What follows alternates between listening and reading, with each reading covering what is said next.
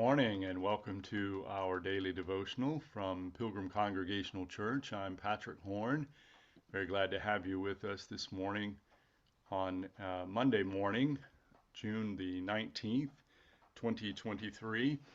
And we're moving along in our study of Matthew chapter 10, and we'll be in verses 24 through 39 this week.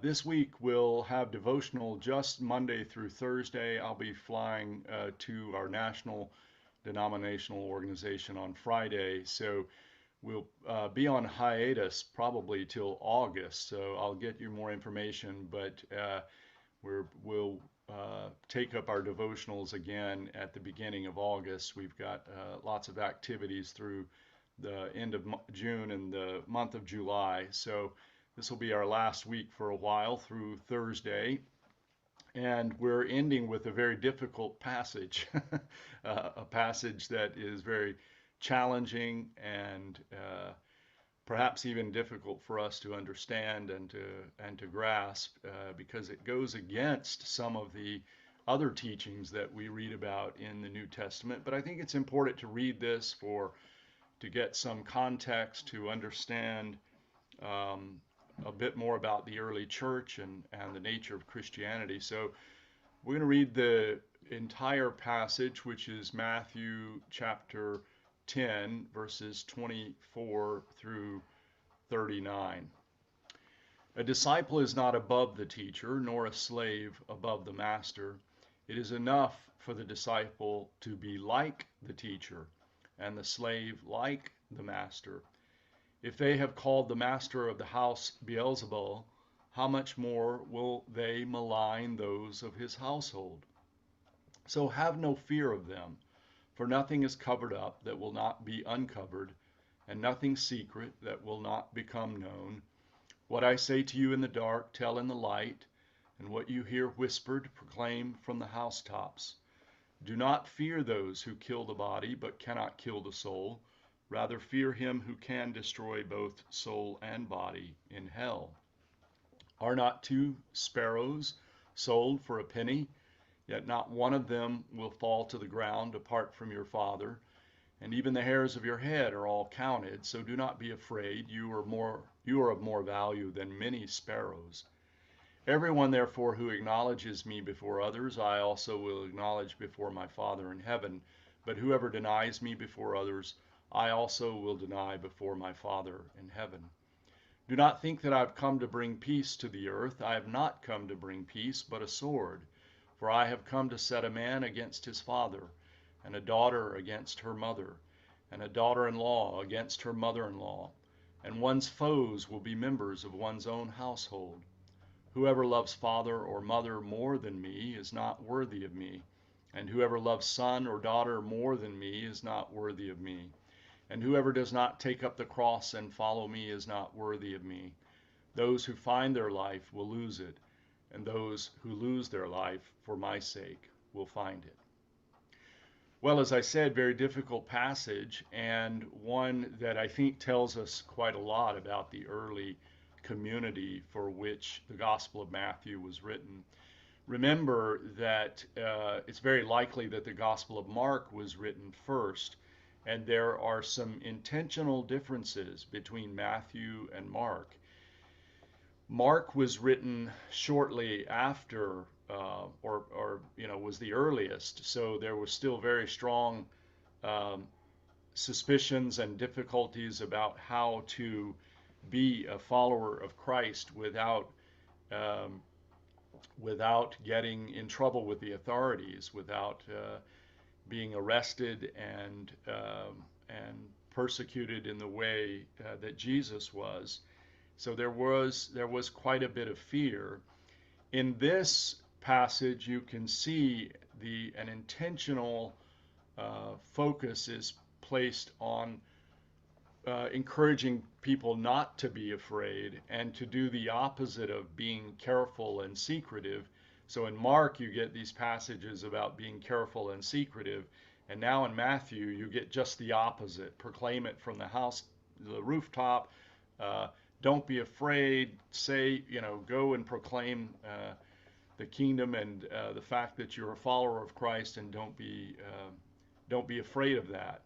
And further, uh, there's also evidence, of course, that followers of Christ were experiencing tensions in their own families, and that families were being drawn apart because of these commitments.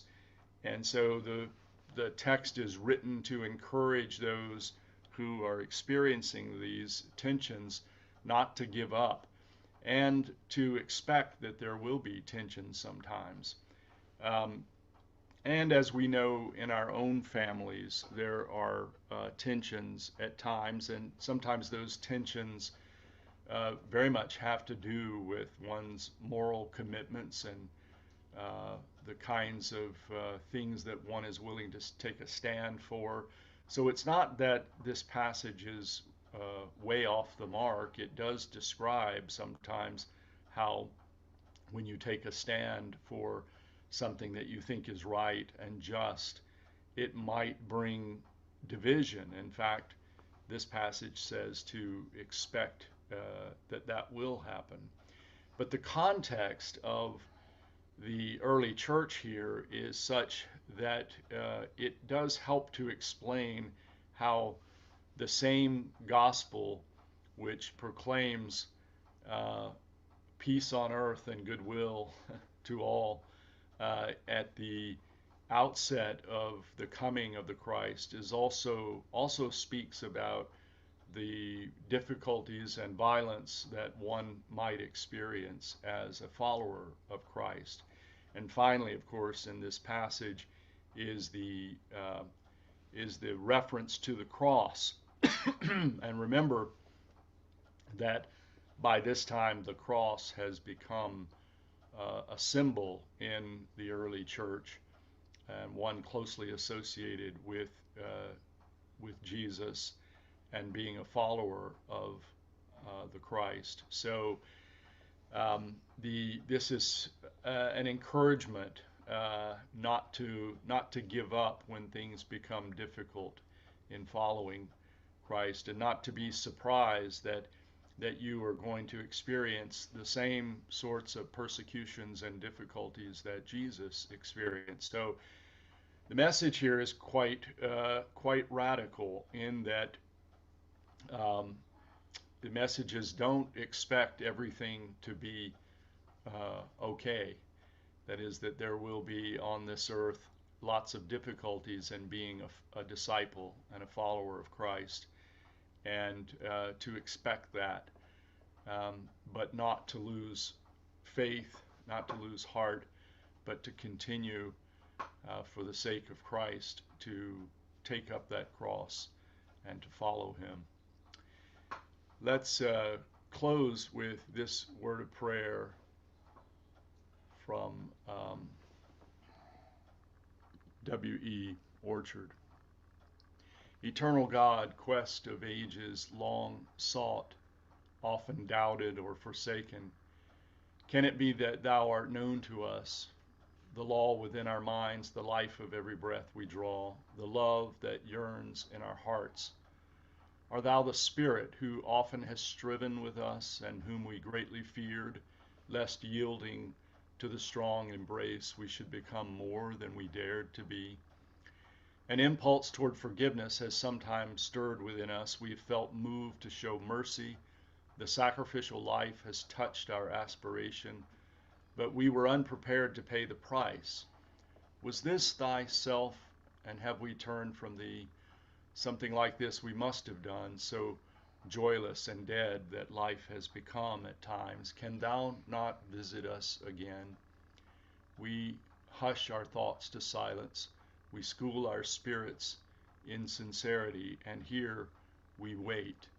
Oh, may we not feel once more the light upon our straining eyes. The tides of life rise again within our waiting hearts. Amen.